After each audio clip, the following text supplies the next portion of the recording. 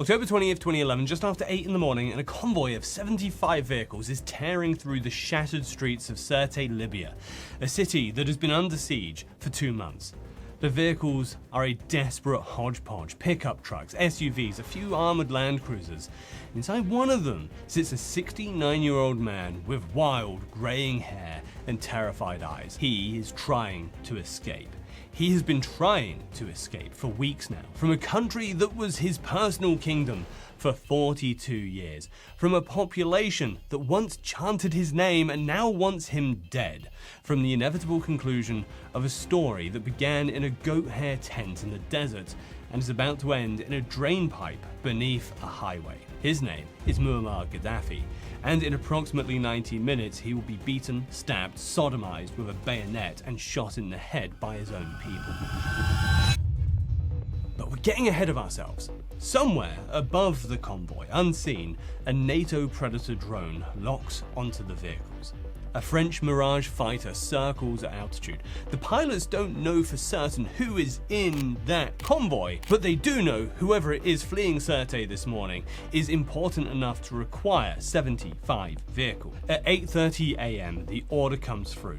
The Mirage releases its payload. The convoy disintegrates. Vehicles flip and burn. Bodies scatter across the road. The survivors, those who can still move, abandon their cars and run. Some head into the field, some into nearby buildings, and some, including Gaddafi himself, scramble towards a cluster of concrete drainage pipes beneath a highway overpass. Picture this. One of the most powerful men in Africa, a man who called himself the King of Kings, who lectured the United Nations for 96 minutes, who funded terrorists on 4 continents, who lived in a bulletproof tent surrounded by female bodyguards. This man is now crawling through garbage and sewage into a concrete tube, clutching a gold-plated pistol he doesn't know how to use. Rebel fighters from Misrata are already sweeping the area. They find the drainage pipes, they find the bodyguards, they find Gaddafi. The cell phone videos that emerge over the next few hours will shock the world. A dazed, bloodied old man being dragged from a hole, his shirt torn, his hair pulled, fighters screaming, slapping him, kicking him. Someone shoves a knife or a bayonet into his rectum. He bleeds, he begs, he asks, "What did I do to you?" It's a question that deserves an answer. And to answer it properly, we need to go back before the drainage pipe, before the NATO bombs, before Lockerbie, before the terrorism and the torture and the mass graves, back to a different piece of desert 69 years earlier. Back to a tent and a boy who believed he was destined to change the world. Muammar Gaddafi was born in 1942. Probably. No one knows the exact date. There was no record, no certificate, no bureaucratic acknowledgement of his arrival on this earth. He came into the world the way his ancestors had for centuries, in a goat hair Bedouin tent, somewhere in the scrubland outside the coastal town of Sirte. His father, Abu Meniar, was an illiterate goat and camel herder. His mother, Aisha, had given birth to 4 children, but Muammar was the only son who survived. He had 3 older sisters and not a lot else. No money, no education, no connections, no path out of the poverty that defined Bedouin life in the Libyan desert. The family belonged to the Kadhadfa tribe, a small, insignificant clan with no political power and no influence. In the brutal hierarchy of Libyan society, they were nearly invisible. And yet this boy, born in a tent to illiterate herders, would one day rule this country with an iron fist for 4 decades. How the hell does that happen? How does someone go from literally nothing to absolute everything? The answer begins with 2 things: hatred and hope. The hatred, well, that comes from history. Libya had been colonized by Italy in 1911, and colonization had been savage beyond description. The Italians used concentration camps. They dropped mustard gas on villages. They executed resistant leaders publicly and left bodies hanging as warnings. They built roads through the desert using forced Libyan labor, working men to death, leaving their bones to bleach in the sand. Conservative estimates suggest that the Italian occupation killed over 1/3 of Libya's population. Yeah, 1 in 3 Libyans dead from violent starvation, disease, and deliberate extermination. Gaddafi's grandfather was among the victims, killed by Italian soldiers when Gaddafi's father was still young. This wasn't abstract history to the Gaddafi family. This was a wound that never healed, a grievance that shaped everything. Young Muammar grew up hearing stories of Italian atrocities, of Libyan resistance, of a hero named Omar al-Mukhtar, who fought the colonizers for 20 years before they finally hanged him in front of 20,000 people. The stories planted something in the boy, a conviction that Libya had been wronged, that the Arab world had been humiliated by Western powers, that someone needed to set things right. Well, the hope comes from the radio. When Gaddafi was 9 years old, his father made an extraordinary sacrifice. Despite the family's poverty, Abu Menia sent his only son to school in Sirte, a 20-mile walk from their encampment. They couldn't afford lodging, so young Muammar slept in a mosque during the week, walking home only on weekends and holidays. Think about that one for a moment. A 9-year-old boy, alone in a strange city, sleeping on a mosque floor, surrounded by children from families who looked down on desert nomads as backward savages. He was bullied, mocked for his poverty, treated as less than human by his urban classmates. But Gaddafi didn't break. He didn't hide his origins. Instead, he completed 6 grades in 4 years, driven by an intensity that his teachers found almost unsettling. There was something burning inside this boy, something that would not be extinguished. And then, when he was 14, he discovered the voice that would ignite it into an inferno. In 1956, Gaddafi enrolled at a preparatory school in Sebha, in the remote southern region of Libya.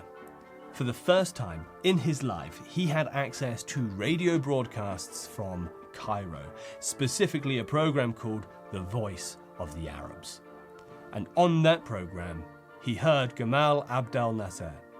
Nasser was the president of Egypt, and in 1956, he was the most electrifying figure in the Arab world. He had overthrown a corrupt monarchy. He had nationalized the Suez Canal and faced down the combined military might of Britain, France, and Israel. He spoke of Arab unity, of dignity, of throwing off the chains of Western imperialism and building something new and powerful and proud. To a 14-year-old Bedouin boy who had spent his childhood sleeping on mosque floors and being told he was worthless, Nasser's voice was a revelation. He was proof that an Arab leader could stand up to the West and win.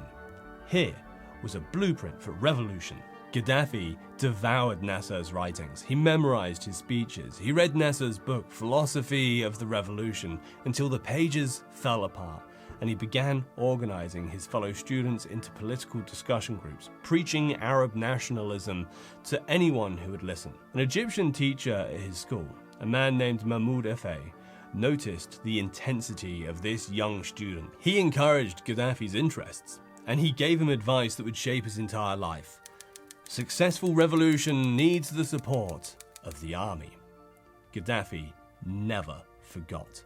At 18, when Syria withdrew from its political union with Egypt, shattering Nasser's dream of Arab unity, Gaddafi took to the streets of Sebha in protest. He distributed anti-monarchy posters. He raised money to send supportive telegrams to Nasser.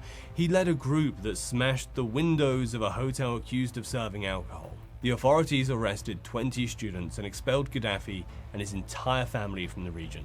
But that punishment only hardened him. The boy who had been mocked for sleeping in mosques, who had been dismissed as a desert nobody, was beginning to see himself as something else entirely. A revolutionary, a leader, perhaps even a prophet. After the expulsion, Gaddafi's family relocated to Misrata. He continued his education there, reading voraciously, more Nasser, of course, but also histories of the French Revolution, biographies of Abraham Lincoln, the Sun Yat-sen, the Mustafa Kemal Atatürk, revolutionaries and nation builders who had transformed their country through force of will. Notably, he refused to join any existing political party. Not the Ba'ath Party, not the Muslim Brotherhood, not the Communists. Even then, at 18 years old, he wanted to lead, not follow. He would create his own revolution on his own terms. The question was how. In 1963, at approximately 21 years old, Muammar Gaddafi enrolled in the Royal Libyan Military Academy in Benghazi. On paper, this seemed like a somewhat odd choice. The military served the Libyan monarchy, the same monarchy that Gaddafi despised, that had expelled him and his family, that he considered a puppet of Western imperialism. But Gaddafi wasn't joining to serve King Idris. The military academy was trained by British officers, a situation that Gaddafi found almost unbearably galling.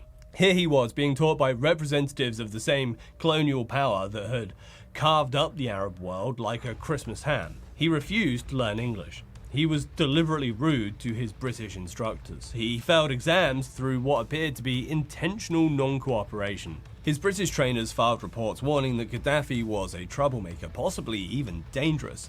They suspected he might be involved in the 1963 assassination of the Academy's commander. These warnings were noted and then filed away and promptly ignored. While pretending to be a mediocre cadet, Gaddafi was building something in the shadows. He called it the Free Officers Movement, named directly after the organization Nasser had used to overthrow Egypt's King Farouk in 1952. The group met in secret, using a clandestine cell system. They pooled their salaries into a common fund. They recruited carefully, looking for young officers from working-class backgrounds who shared their revolutionary fervor. The original core included about 12 men. Abdul Salam Jalud, Gaddafi's best friend from his school days, who would become his second-in-command for decades. Abu Bakr Yunus Jabba, Mustafa al-Kurubi, Yuma Muhayashi, and all of them were young. Their average age was somewhere between 25 and 30. None of them had university degrees, none of them came from prominent families. What they had was conviction and patience and a plan. In 1966, Gaddafi was sent to Britain for further military training, a 4-month signals course at Beaconsfield, and then a period at the School of Infantry in Warminster. He hated every minute of it. The cold, the rain, the British condescension towards Arabs. But he used the time productively, studying how the British military worked, noting its strengths and weaknesses, learning lessons he would later apply against the West. Back in Libya, the Free Officers continued to grow. For years, they waited, they watched, they expanded their network. Libyan intelligence services knew the Free Officers existed, but dismissed them as insignificant. The real threat, the intelligence services believed, came from a group called the Black Boots, led by Abdul Aziz Shelley, the army chief of staff, and his brother Omar. The Shelley brothers were indeed planning a coup. They had set their date for September 5th, 1969. They never got the chance. On the night of September 1st, 1969, King Idris was in Turkey receiving medical treatment. Crown Prince Hassan al-Sanusi was normally in charge, but the old regime had grown complacent, corrupt, disconnected from a population that was growing restless as oil money flowed to a handful of elites while ordinary Libyans struggled. Gaddafi saw his window. At approximately 2 in the morning, 7 young officers launched Operation Jerusalem, named as a rebuke to Libya's inaction during the 1967 Arab-Israeli War. The plan was elegantly simple. Simultaneous operations in Tripoli and Benghazi, with each conspirator assigned one critical target. Gaddafi himself captured the Burqa barracks in Benghazi. Umar Muheshi seized the Tripoli barracks. Jalud took the anti-aircraft batteries. Kawaldi Hamidi stormed the Tripoli radio station and then went to arrest the Crown Prince. The government forces offered almost no resistance. The whole thing was over so quickly that the conspirators could hardly believe it themselves. In just 2 hours, the Kingdom of Libya ceased to exist. One of the most dramatic moments came when soldiers arrived to arrest Abdul Aziz Shelley, the man who had been planning his own coup for 4 days later. "No, you fools!" Shelley reportedly shouted. "The coup's not tonight." But it was, and he'd just lost. At dawn, a 27-year-old captain with wild hair and burning eyes stepped up to the microphone at Tripoli radio station. The speech he delivered would echo across the Arab world. "People of Libya, in response to your own will, fulfilling your most heartfelt wishes, your armed forces have undertaken the overthrow of the corrupt regime, the stench of which has sickened and horrified us all. At a single blow, our gallant army has toppled these idols and has destroyed their images." The next day, Captain Gaddafi was promoted to colonel. He would never accept a higher rank, maintaining, like his hero Nasser, that modest title for the rest of his life. He wasn't interested in the trappings of military hierarchy. He was interested in something much, much bigger. King Idris, still in Turkey, was sentenced to death in absentia. He would never return to Libya, dying in exile in Cairo in 1983. The monarchy that had ruled Libya since independence was erased from history, and the era of Gaddafi had begun. The first years of Gaddafi's rule were a whirlwind of action. He expelled Americans and British military bases from Libyan soil. Wheeler's Air Base, which had been one of America's largest overseas installations, was shut down in 1970. He nationalized portions of the oil industry. He kicked out the remaining Italian colonists, a dramatic act of post-colonial revenge that won him enormous popularity. But Gaddafi wasn't content to simply run Libya.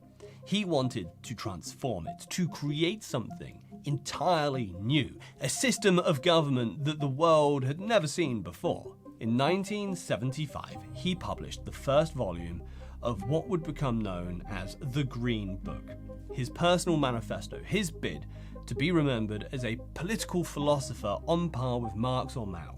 The book laid out what Gaddafi called the Third Universal Theory, a system that rejected both Western capitalism and Soviet communism in favor of something he claimed was superior to both. The ideas were, to say the least, unusual. According to Gaddafi, representative democracy was a fraud.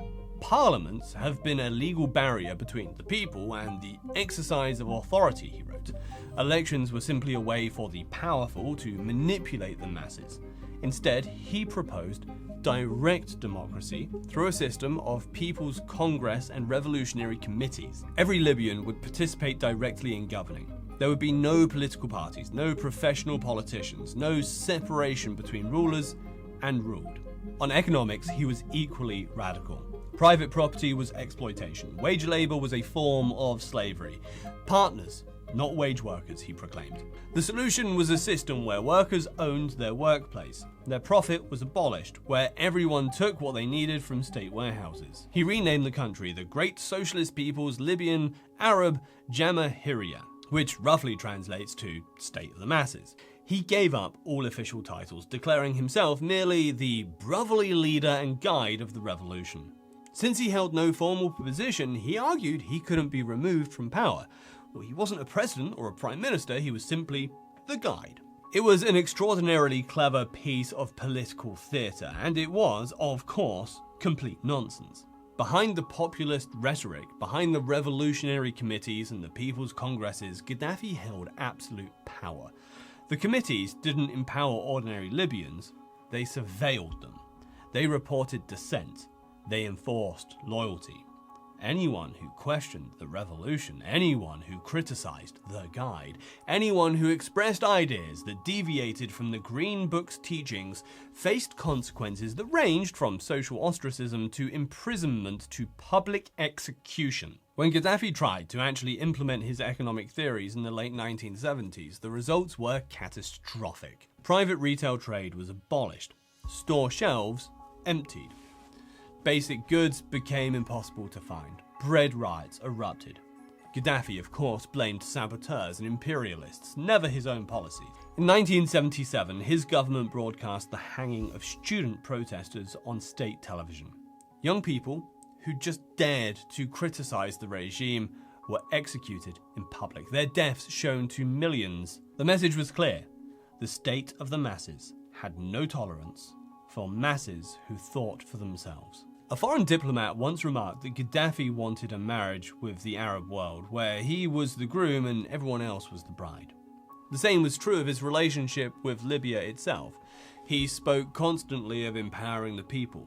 What he actually built was a cult of personality so complete that questioning it was essentially impossible. The Green Book became required reading in every school. Students had to memorize its passages. Public buildings were plastered with Gaddafi's image and quotations. His face appeared on billboards, on stamps, on the walls of every government office. He delivered rambling speeches that lasted for hours, broadcast on every channel, mandatory viewing for all. And yet, and this is important to understand, there were genuine improvements in the early years. Oil wealth flowed into social programs. Literacy rates soared from around 20% to nearly 90%. Healthcare became universally available. Housing improved dramatically. By some measures, Libya in the 1980s had one of the highest standards of living in all of Africa. Gaddafi used this to justify everything that came after. He had freed Libya from monarchy. He had provided for his people. He had stood up to the West. Whatever methods he employed, whatever enemies he crushed, whatever blood he spilled, it was all in the service of the revolution. This is what makes dictators so dangerous. Not the ones who are pure evil from the start, but the ones who begin with genuine ideals and genuine accomplishments and then convince themselves that those ideals and accomplishments justify anything, any cruelty, any murder, any atrocity. Gaddafi had started with a dream of liberating his people, but somewhere along the way, the dream curdled into something else entirely.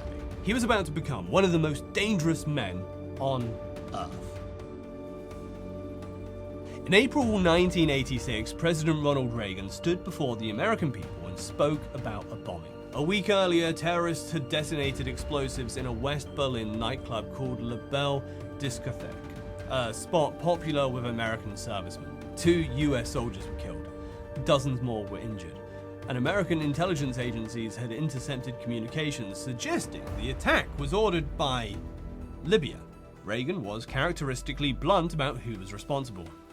Colonel Gaddafi is not only an enemy of the United States, his record of subversion and aggression against the neighboring states in Africa is well documented and well known. He has ordered the murder of fellow Libyans in countless countries. He has sanctioned acts of terror in Africa, Europe, and the Middle East.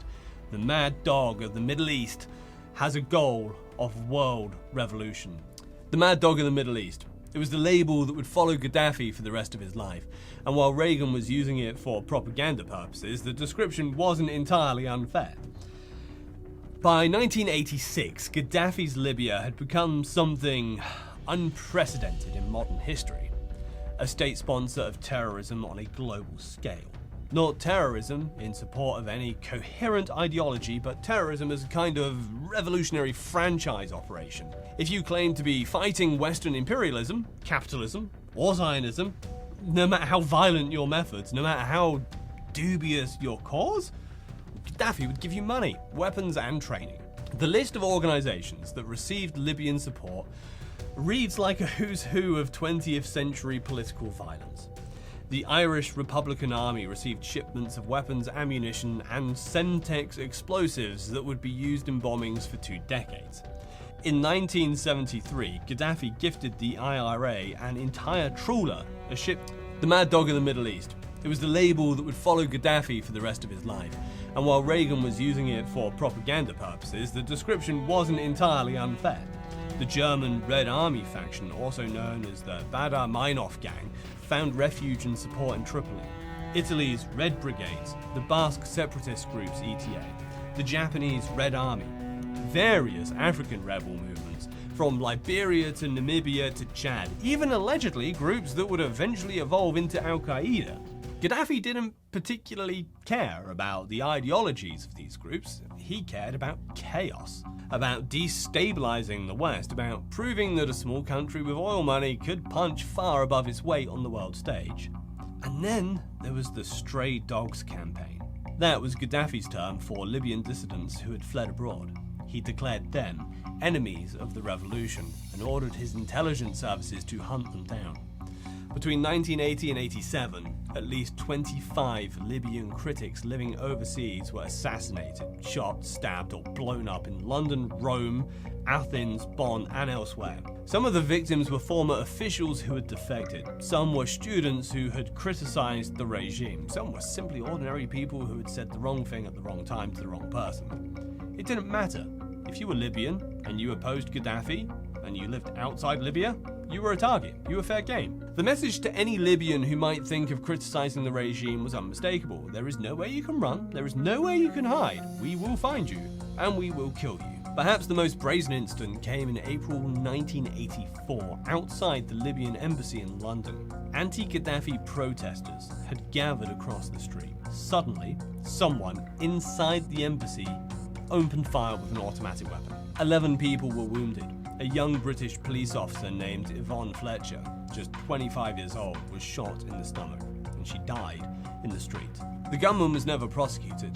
Diplomatic immunity protected everyone inside the embassy.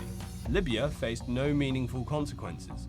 Gaddafi had murdered a police officer on the streets of London, and there was nothing anyone could do about it. Reagan's response to the Libya bombing was swift and devastating. On the night of April 15, 1986, American F-111 bombers and carrier-based aircraft struck targets across Libya in what was called Operation El Dorado Canyon. Gaddafi's own compound at Bab al-Azizia was among the targets. The bombs killed approximately 40 Libyans, including, according to the regime, Gaddafi's 15-month-old adopted daughter Hannah. Gaddafi himself survived, possibly because he'd been warned in advance. Some accounts suggest he'd been tipped off by Italian intelligence. Others claim he simply got lucky. Either way, he appeared on television the next day, defiant as ever. But those who knew him said something had changed. The American bombs had come terrifyingly close. For perhaps the first time, Gaddafi understood that his actions did indeed have consequences, that there were limits to what he could do without risking his own destruction. He would continue sponsoring terrorism for a few more years, but he would do it in more carefully, more deniable fashions. The Mad Dog had learnt to be a little cautious, though he hadn't learnt to stop. While Gaddafi was terrorizing the West, he was also pursuing military adventures a little close to home, and one of them would become a catastrophic humiliation. Chad, Libya's southern neighbor, had been torn by civil war since the 1960s. Gaddafi saw opportunity. Northern Chad contained the Ouzou Strip, a barren stretch of desert that was believed to hold uranium deposits. But more importantly, Chad offered a chance for Gaddafi to expand his influence southward, to become a power broker in sub-Saharan Africa. He effectively occupied half the country, treating it as a province of his expanding revolutionary empire. But Gaddafi had made a critical miscalculation. He assumed that his modern military, equipped with Soviet tanks, armored vehicles, and aircraft, would easily dominate the poorly armed Chadian forces. He was wrong. In 1987, the Chadian government launched a counter-offensive that would become known as the Toyota War, named for the pickup trucks that served as the backbone of Chad's mobile forces. What happened next was almost comic in its lopsidedness. Chadian fighters, using Toyota pickups equipped with anti-tank missiles and machine guns, outmaneuvered and outfought Libya's conventional army. They moved fast, struck hard, and disappeared before Libyan air power could respond. In a series of rapid battles, they overran Libyan positions throughout northern Chad. The disaster was comprehensive. Libya lost an estimated 7,500 soldiers, which is over 10% of its entire army. More than $1.5 billion worth of military equipment was captured or destroyed. Tanks, armored personnel carriers, artillery, aircraft. Hundreds of Libyan soldiers were taken prisoner. It was the single most humiliating defeat in Libyan military history, and it happened against one of the poorest countries on earth, using tactics that belonged more to the 19th century than the 20th. Inside Libya, the defeat was not discussed. State media barely mentioned it, but in military circles, morale collapsed. Officers who had believed in Gaddafi's revolutionary vision began to have some doubts. If he couldn't win a war against Chad, what was all the bravado about confronting America and Israel? Gaddafi, of course, blamed everyone else except for himself. He purged officers he deemed responsible for the defeat, he increased benefits for the military to buy loyalty, and he quietly began pivoting away from military adventurism towards other means of projecting power. The Mad Dog had been beaten, but he wasn't finished just yet. December 21st, 1988, Pan Am Flight 103. The Boeing 747 had taken off from London's Heathrow Airport at 6:25 p.m, bound for New York's JFK. On board were 243 passengers and 16 crew members, students heading home for Christmas, business people, families, tourists, you know, the normal. 35 of the passengers were students from Syracuse University, returning from a semester abroad. The plane climbed to 31,000 feet and levelled off over Scotland. At 7:03 p.m, it disappeared from radar. A bomb concealed in a Toshiba radio cassette player had detonated in the forward cargo hold. The explosion ripped through the aircraft's fuselage. The plane broke apart over the Scottish town of Lockerbie, raining debris and bodies across the countryside. All 259 people on the plane were killed. 11 more died on the ground when the wings, still loaded with fuel, crashed into the town. It remains the deadliest terrorist attack ever committed on British soil, and one of the deadliest acts of aviation terrorism in history. The investigation took years. Painstaking, meticulous years. Investigators combed through millions of pieces of debris spread across 850 square miles of Scottish countryside. They reconstructed the aircraft, they traced the bomb components, they found fragments of the suitcase that had contained the bomb, the clothing that had been packed around it, the timer that had detonated it. That timer was the key. A tiny piece of circuit board, smaller than a fingernail, led investigators to a specific model of timer, a device that had been manufactured by a Swiss company and sold exclusively to Libyan intelligence. Only 20 of these timers had ever been made, and all 20 had gone to Libya. By 1991, American and British investigators had built their case. They indicted 2 Libyan agents, Abdelbassat al-Megrahi, a senior Libyan intelligence officer, and Lamin Khalifi Firma, a former Libyan Arab airline station manager. The theory was straightforward. Libya had ordered the bombing as revenge for the 1986 American airstrikes. The bombs that killed Gaddafi's daughter were answered with a bomb that killed 270 innocent people. Gaddafi refused to surrender the suspects. For years, he stonewalled. He called the accusations a violation of Libyan sovereignty. He threatened to set the Mediterranean on fire if Libya was attacked again. He retreated into a posture of defiance that he had perfected over 2 decades. But this time, the consequences were different. In 1992, the United Nations Security Council imposed crippling sanctions on Libya.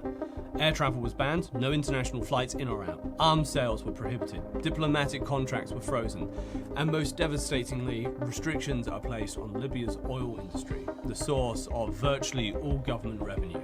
The sanctions were supported not just by Western powers, but by the Soviet Union, later Russia, by China, by Arab states who had grown tired of Gaddafi's antics.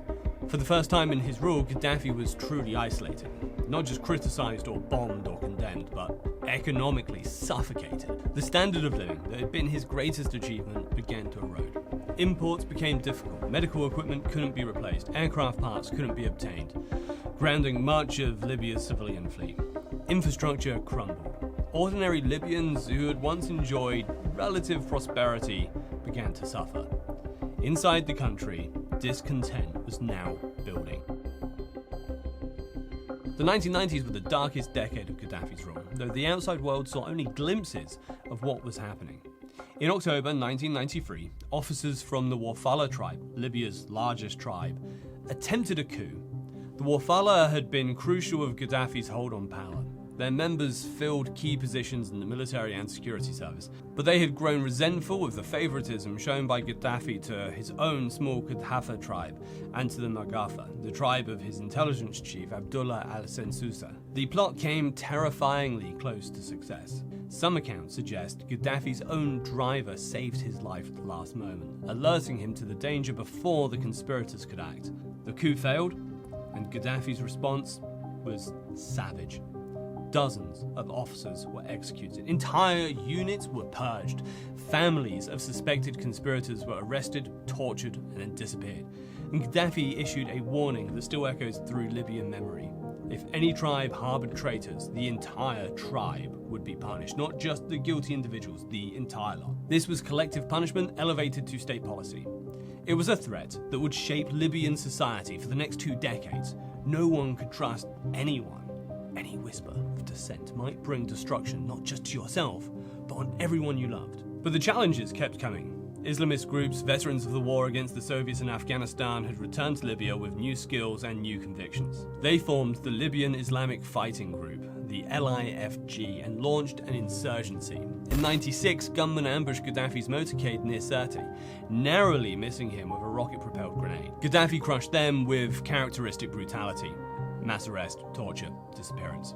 The security services hunted LIFG members relentlessly, killing some, imprisoning others, driving the rest underground or into exile. And then, in June 96, something happened that would haunt Libya for decades. Abu Salim prison was a maximum security facility in Tripoli where political prisoners were kept. Islamists, dissidents, anyone deemed a threat to the revolution. Conditions were brutal. Overcrowding was severe. Medical care was non-existent. Inmates were held for years without trial, without charge, without any legal process whatsoever. On June 28, 96, a disturbance broke out among the prisoners. The exact trigger is a little unclear. Some say it began when guards shot a prisoner trying to escape. Others say inmates took guards hostage to demand better conditions. But what happened next was, for years, a matter of whispered rumor and desperate family searching. The truth emerged slowly, in fragments, from survivors, from guards who eventually talked, from documents uncovered after Gaddafi's fall. Security forces, reportedly under the command of Gaddafi's brother-in-law, Abdullah al-Senussi, had systematically massacred the prisoners. Over the course of approximately 48 hours, they killed an estimated 1,200 men. They marched them into the prison courtyard in groups, they shot them with machine guns, then they buried them in mass graves. And then they just pretended it never happened. For years, families received no information. Mothers, wives, sisters showed up at the prison with food packages only to be told that their relative had been transferred or that they should stop asking questions. Some families kept bringing food for years, not knowing their loved one had been dead since '96. It wasn't until the 2000s that the truth began to leak out. Gaddafi's son, Saif al-Islam, acknowledged the massacre obliquely as part of a brief experiment with reform. The regime quietly began paying compensation to some families, blood money, essentially, an implicit admission that their loved ones were never coming home. But there was never accountability. There was never justice, never even a full accounting of who had actually died and where they were buried. The Abu Salim massacre was hidden from the world, but it wasn't forgotten. The families remembered. The survivors remembered. And 15 years later, when the Arab Spring reached Libya, the first protests began in Benghazi, led by the families of Abu Salim, demanding to know what happened to their sons and brothers and fathers. Gaddafi had created an entire generation of people with nothing left to lose by the Amazons.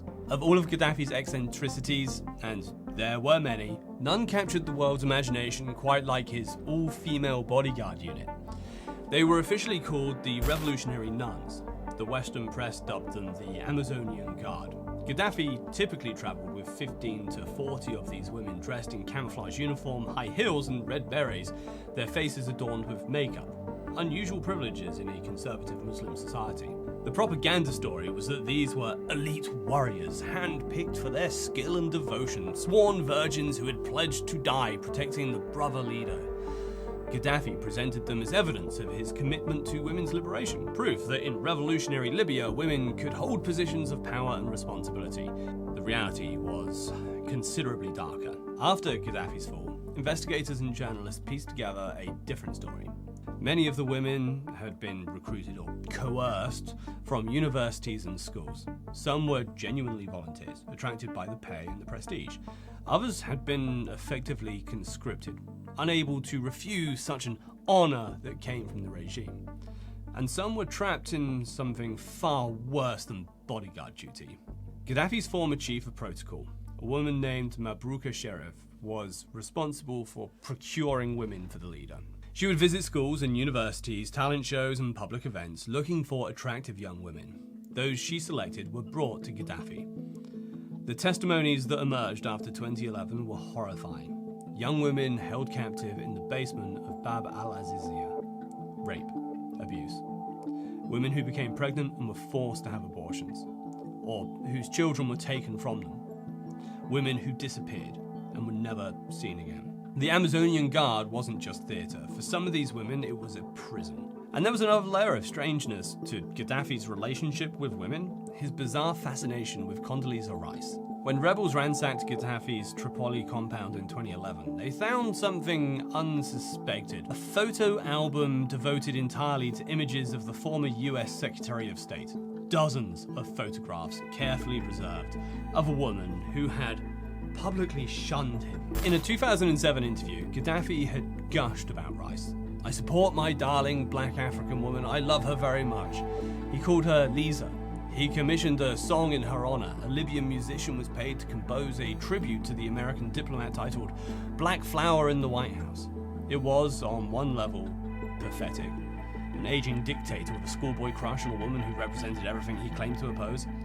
But it also revealed something about Gaddafi's psychology, the desperate need for approval, the fantasy of being accepted by the very powers he railed against. When Rice finally visited Libya in 2008, the first Secretary of State to do so since 1953, Gaddafi was reportedly nervous, almost giddy.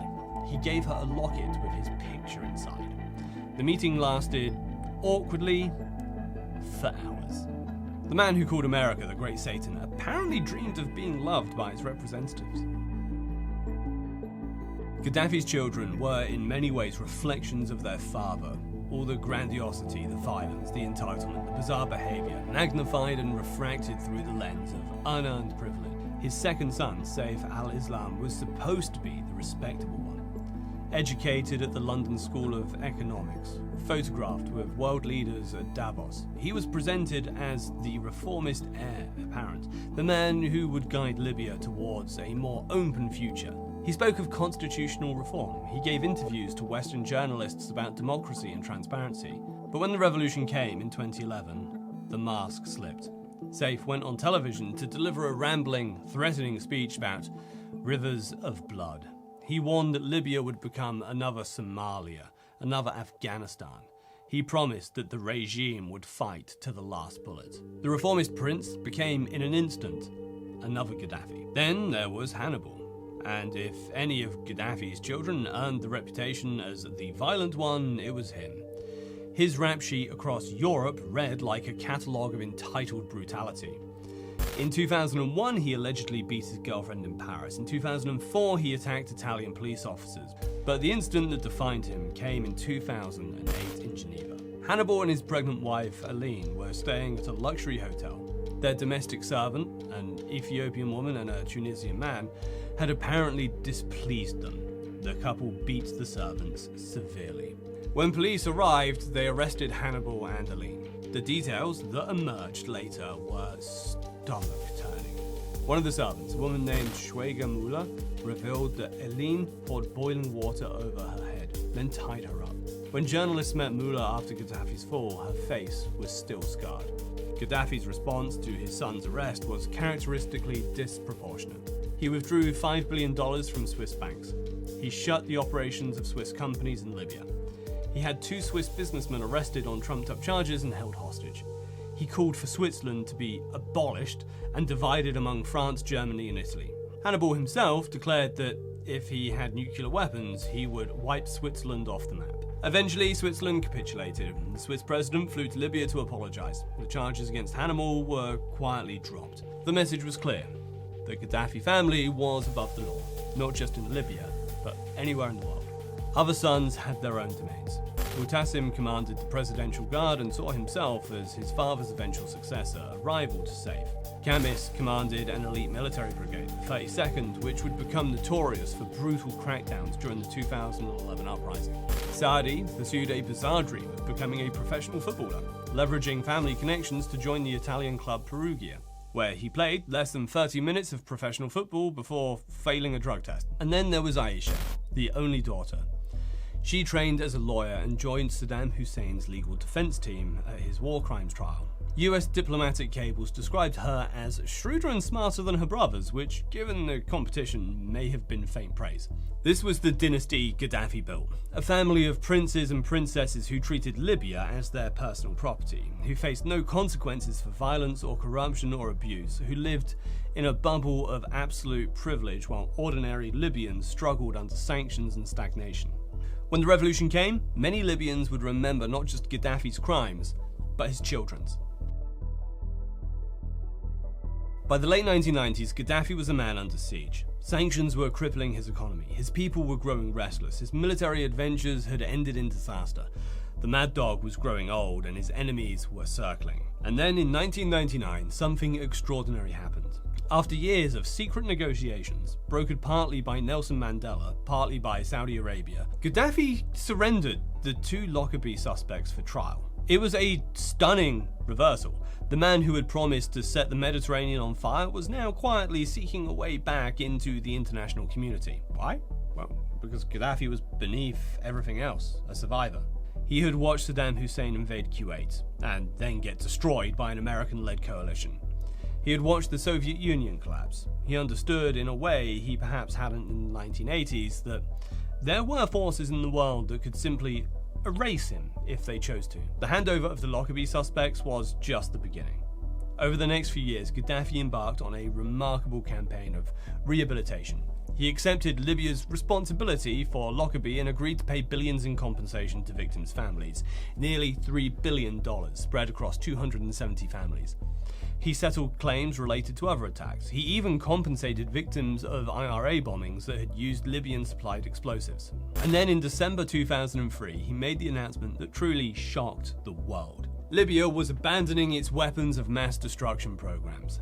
For years, Gaddafi had been quietly pursuing nuclear weapons, stockpiling chemical agents, developing ballistic missiles. Now, in a secret deal negotiated with the United States and Britain, he agreed to give it all up. International inspectors were invited in. Centrifuges were dismantled and shipped to America. Chemical weapons were destroyed. In exchange, sanctions would be lifted and Libya would be welcomed back into the community of nations. Western leaders lined up to take credit. Tony Blair flew to Tripoli to shake Gaddafi's hand, in a Bedouin tent, naturally.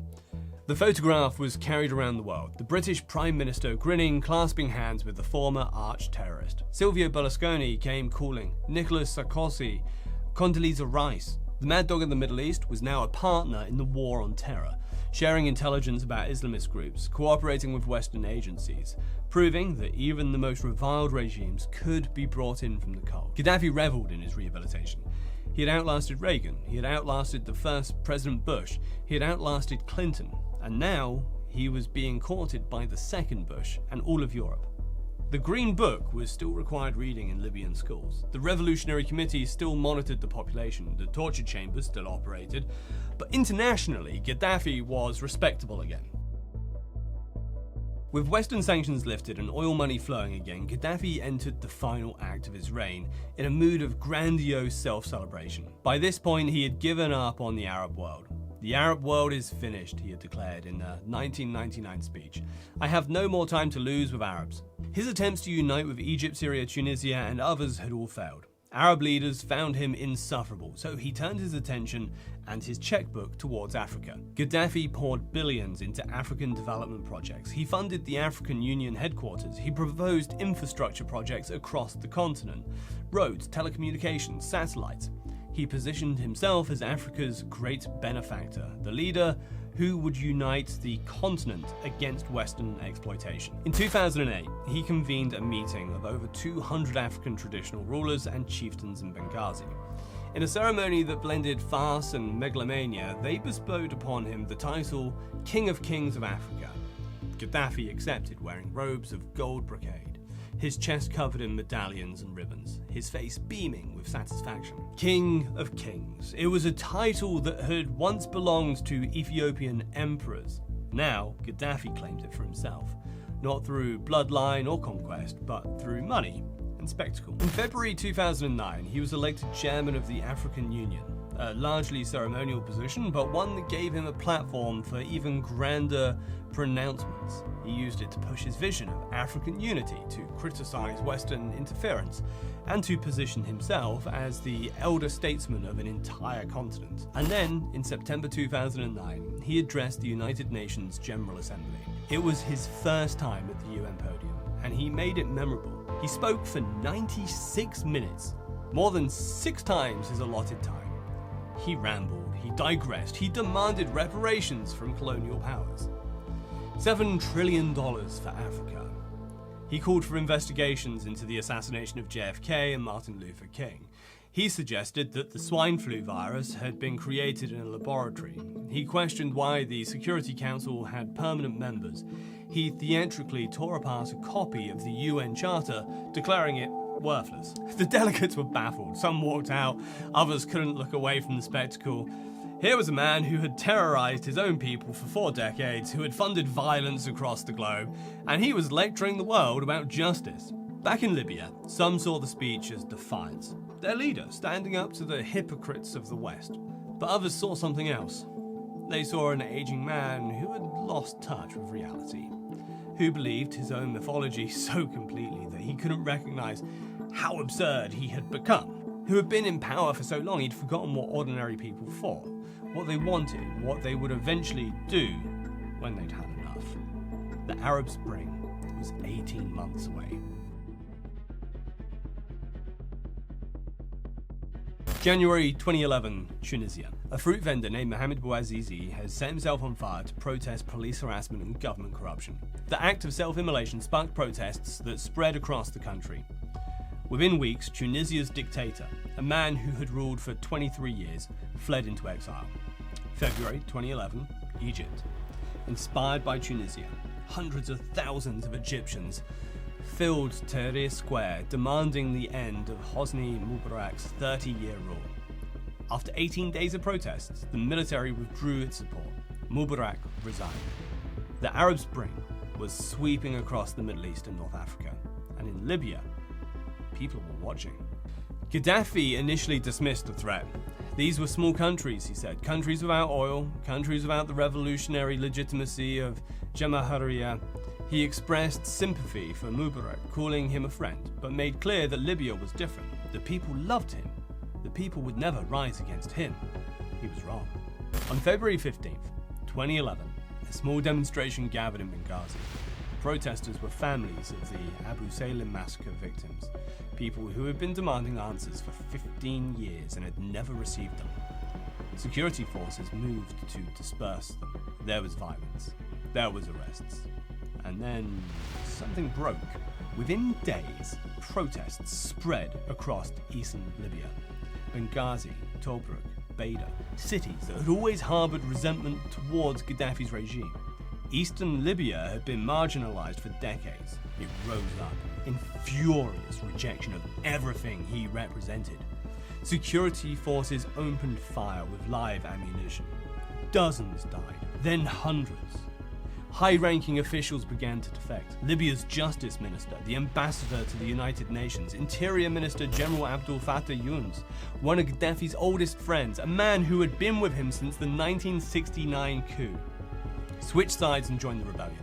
By late February, the eastern half of Libya was in rebel hands. In Benghazi, defected officials formed a national transitional council to coordinate resistance. Green flags came down. The old monarchies, red, black and green, went up. Gaddafi was losing his country. On February 22, 2011, Muammar Gaddafi stood on the ramparts of his Bab al-Azizia compound in Tripoli and delivered a speech that sealed his fate. He was 69 years old. His hair was wild, his eyes were wild, his gestures were those of a man becoming unhinged. He waved his fists, he shook an umbrella, he made promises that the world would remember. I am the glory of Libya, he shouted. I am the glory of Libya. I will not step down because I have no position from which to step down. And then, the threat. We will fight them inch by inch, house by house, room by room, alley by alley. We will cleanse Libya of these traitors. We will hunt them down like rats. We will show them no mercy. Rats. That's what he called them. The protesters, the rebels, the Libyans who had decided, after 42 years, that they had suffered enough. He promised to hunt them like rats. He didn't know, couldn't imagine, that 8 months later he would be the one hiding in a hole, that he would be the one dragged out and beaten, that his own words would become the epitaph of his regime. By March 2011, Gaddafi's forces were counter-attacking the rebel militias. Disorganized, poorly armed, filled with enthusiasm but lacking military training, were being pushed back. Gaddafi's tanks and artillery rolled eastward. His air force bombed rebel positions. City by city, the regime was clawing back territory. And then his forces approached Benghazi, a city of 700,000 people, the heart of the rebellion, and Gaddafi had made his intentions clear. No mercy. The international community faced a choice. Stand by and watch what might become a massacre, a Srebrenica in North Africa, or intervene and risk getting drawn into another Middle Eastern war. On March 17, 2011, the United Nations Security Council voted to authorize all necessary measures to protect Libyan civilians. A no-fly zone, the use of force against Gaddafi's military assets, everything short of occupation. 2 days later, French jets screamed over Benghazi and destroyed the tank column that was preparing to assault the city. NATO was at war with Muammar Gaddafi. The intervention changed everything. Without air support, Gaddafi's military advantage evaporated. NATO planes systematically dismantled his air defenses, destroying his armor and degraded his command structure. Rebel forces, supported by special operations advisors from various countries, regrouped and began pushing back. But Gaddafi wouldn't surrender. He denounced the intervention as Western imperialism. He threatened terrorist attacks in retaliation. He appeared on state television, calm one moment and raving the next, insisting that the Libyan people loved him and the rebels were drug addicts and Al-Qaeda operatives, that victory was certain. On June 27, 2011, the International Criminal Court issued arrest warrants for Gaddafi, his son Saif al-Islam, and intelligence chief Abdullah al-Senussi. The charges? Crimes against humanity. Whatever happened, there would be no comfortable exile for the brother leader. Through July and August, the noose tightened. Rebel forces advanced from multiple directions. NATO bombs fell on Gaddafi's compounds. Tripoli, once impregnable, was surrounded. And then, in just 3 chaotic days in late August, it fell. On August 20th, 2011, rebel forces launched a coordinated assault on Tripoli. Fighters from the western mountains, from Misrata, from the east, they converged on the capital from all directions. The speed of the collapse stunned everyone, including the rebels themselves. Gaddafi's forces, which had held the city for months, seemed to simply evaporate. Checkpoints were abandoned, military units melted away. Residents who had kept their heads down for 42 years suddenly poured into the streets, helping the rebels, tearing down the green flags, celebrating in ways they had never dared to before. On August 23rd, rebels stormed Bab al-Azizia, Gaddafi's compound, the symbol of his power, the fortress he had rebuilt after Reagan's bombs. Fighters climbed the gates, they tore down the statues, they posed for photographs in his bedroom, his throne room, his tent.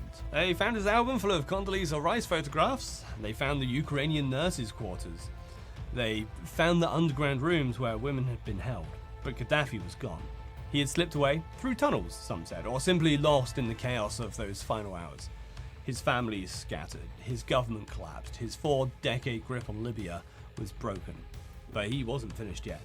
Gaddafi fled south, then east, to his birthplace, to Sirte, to the city where he had grown up, the city he had lavished with development projects, the city where his tribe was strongest. If he was going to make a last stand, it would be there. For 2 months, Sirte held out. Rebel forces besieged the city, fighting street by street, building by building.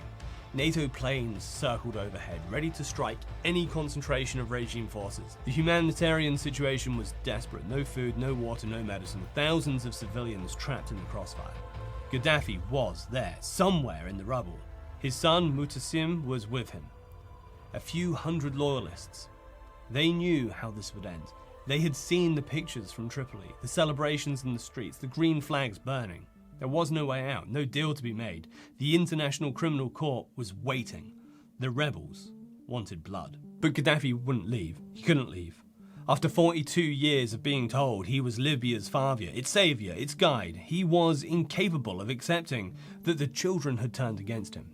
In early October, the end approached. Rebel forces closed in on the final pocket of resistance, a few city blocks, then a few buildings, then almost nothing. Gaddafi moved from safe house to safe house, always one step ahead of capture, waiting for a miracle that would never come. October 20th, 2011, the final morning. Gaddafi's last stronghold had collapsed. Rebel fighters were everywhere, searching buildings, checking bodies, hunting for the man whose face they had known their entire lives. The dictator and his remaining loyalists were trapped in a shrinking pocket of the city with no escape route and no hope. Sometime before dawn, they made their decision. They'd try and break out, head west towards the desert, toward whatever safety they might find out among loyal tribes. It was a desperate gamble, but it was all they had. The convoy assembled in darkness. 75 vehicles, maybe more. Armed pickup trucks, SUVs, a handful of armoured cars.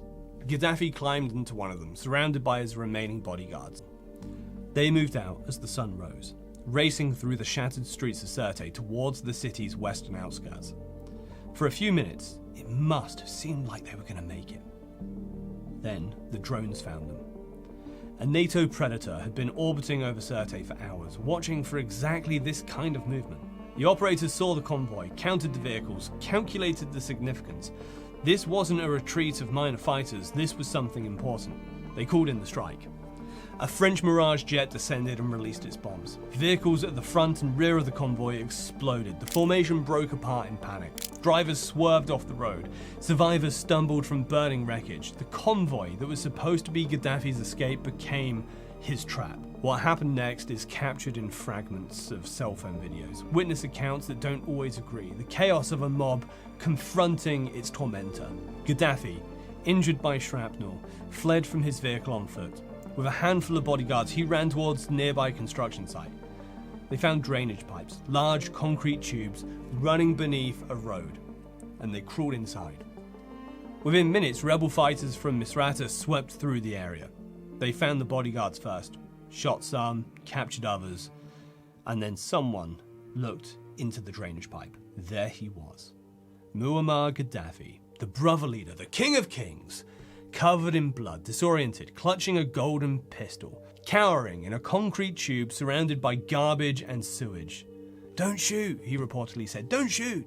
The videos that emerged are difficult to watch, to say the least. Gaddafi is dragged from the pipe by his hair. Fighters crowd around him, screaming, slapping, kicking. Some tear his shirt. Some pull what's left of his hair.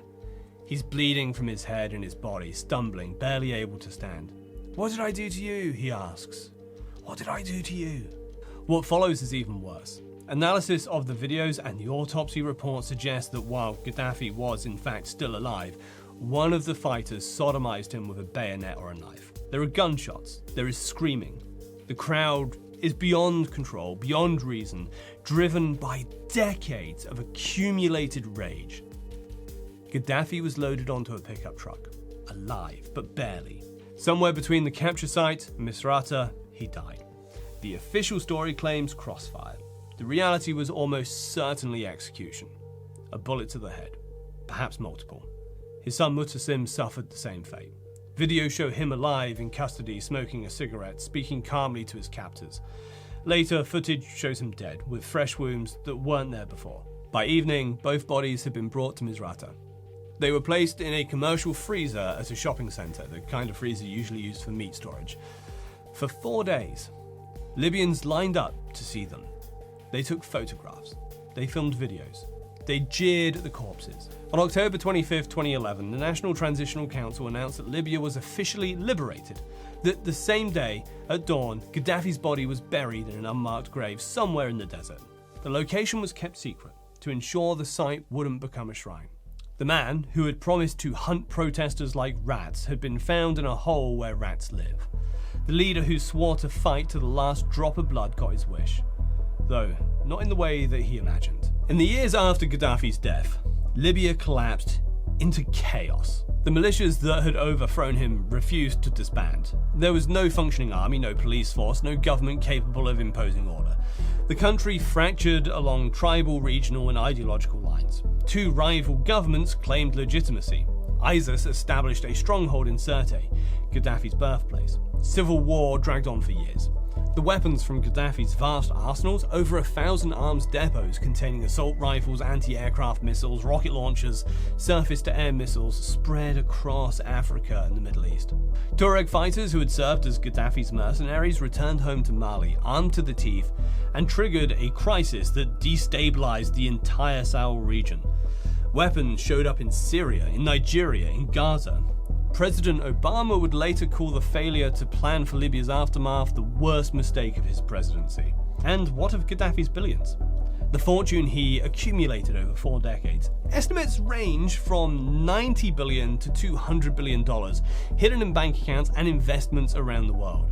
Approximately $34 billion frozen in the United States, 12 billion in the United Kingdom, billions more scattered across Europe and Africa. Much of it remains locked up, contested, or impossible to trace. The family that once lived in palaces is scattered across multiple continents, fighting legal battles and dreaming of restoration. Saif al-Islam was captured in November 2011, trying to flee towards Niger. He was held by a militia in the mountain town of Zintan, sentenced to death by a Tripoli court that he never appeared before, and eventually he was released in 2017. He remains wanted by the International Criminal Court. In 2021, he attempted to run for president of Libya, a country that still cannot agree on who governs it. Some Libyans remember the prosperity of the Gaddafi years, the free education, the universal healthcare, the relative stability. They look at the chaos that followed and wonder if the price of freedom was too high. Others remember the torture chambers, the mass graves, the Abu Salim massacre, the 42 years of fear, surveillance, and sudden disappearance. They would not go back for anything. Perhaps both things are true. Perhaps that's the lesson of Muammar Gaddafi's life. He was a boy who slept in a mosque because his family couldn't afford lodging. A young officer who dreamt of liberating his people. A revolutionary who built schools and hospitals and raised Libya's standards of living. He was also a tyrant who murdered thousands of his own citizens, funded terrorism across 4 continents, and created a cult of personality so complete that questioning it meant death. These things existed in the same person. The dream and the nightmare. The liberation and the oppression, the poverty of the tent and the gold-plated pistol. In the end, Gaddafi was killed by the contradiction at the heart of his own revolution. He claimed to have given power to the people, but when the people turned against him, he had nothing left but violence. And violence, in the end, wasn't enough. His last words, according to those who were there, were a question. What did I do to you? The answer was 42 years long, and his body rotated in a meat freezer while strangers took photographs. Sic transit gloria mundi. Thus passes the glory of the world.